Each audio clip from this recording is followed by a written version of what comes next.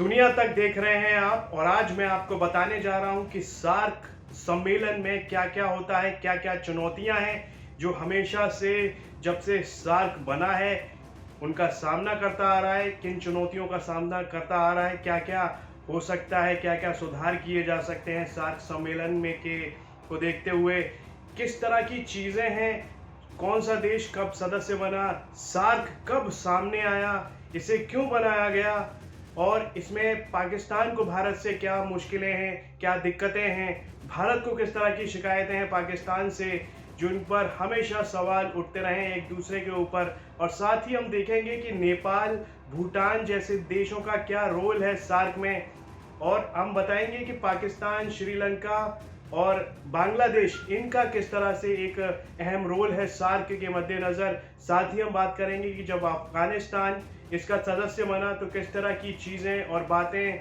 सामने आई। इस खास रिपोर्ट में हम आपके सामने रखने जा रहे हैं सार्क की पूरी एक तस्वीर कि क्या है सार्क। आइए देखते हैं इस खास रिपोर्ट में।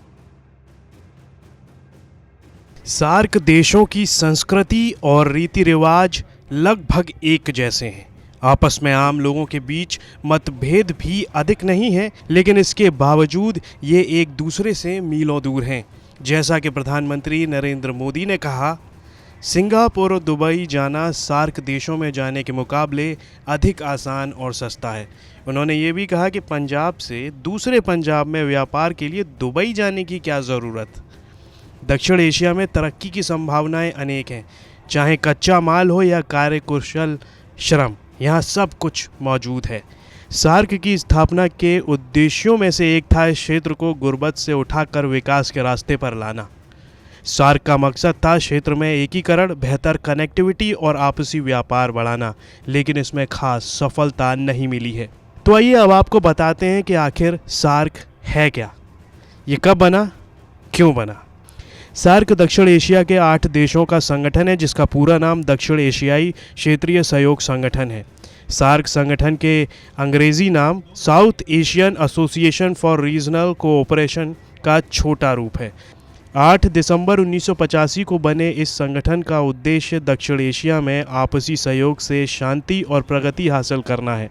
सार्क के 8 सदस्य देश हैं: भारत, पाकिस्तान, बांग्लादेश, श्रीलंका, भूटान, नेपाल, मालदीव और अफगानिस्तान। सार्क सदस्य देशों का क्षेत्रफल दुनिया के क्षेत्रफल का 3% है और दुनिया की कुल आबादी के 21% लोग सार्क देशों में रहते हैं, और वैश्विक अर्थव्यवस्था में सार्क देशों की हिस्सेदारी 3.8% यानी 2.9 ट्रिलियन अमेरिकी डॉलर है।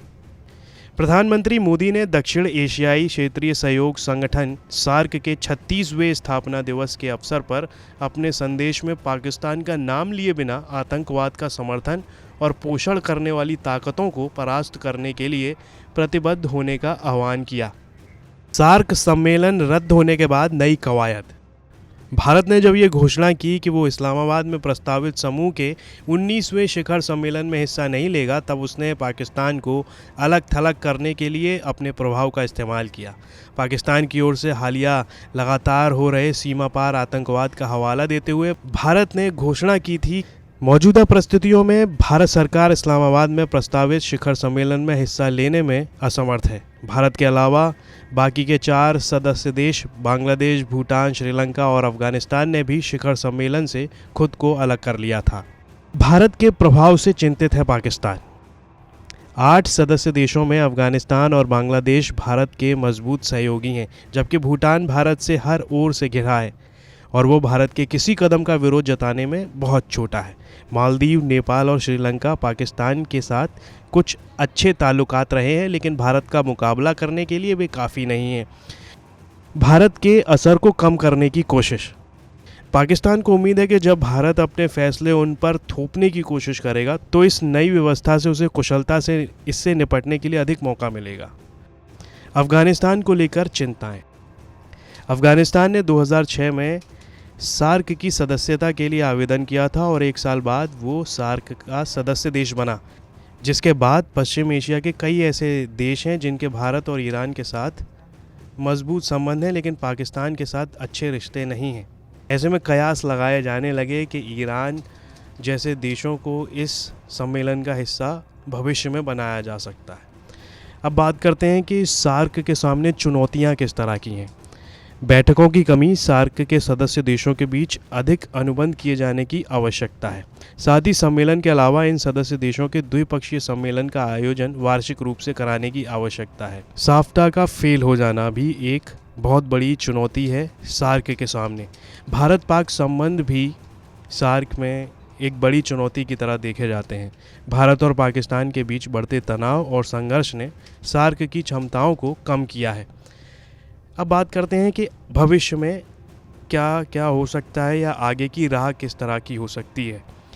एक ऐसे क्षेत्र में जहां चीनी निवेश और ऋण तेज़ी से बढ़ रहा है, सार्क विकास के लिए और अधिक स्थायी विकल्प प्रस्तुत करने के साथ ही व्यापार शुल्कों का विरोध कर सकता है। इसके अलावा ये दुनिया भर में दक्षिण एशियाई क्षेत्र के श्रमिकों के लिए बेहतर शर्तों की मांग करने के लिए एक आम मंच की भूमिका निभा सकता है।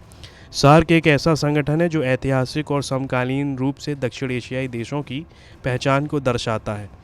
ये प्राकृतिक रूप से बनी एक भौगोलिक पहचान है। यहाँ की संस्कृति, भाषा और धार्मिक संबंध समान रूप से दक्षिण एशिया को परिभाषित करते हैं। सभी सदस्य देशों द्वारा क्षेत्र में शांति और स्थिरता बनाए रखने के लिए संगठन की क्षमता का आकलन किया जाना चाहिए।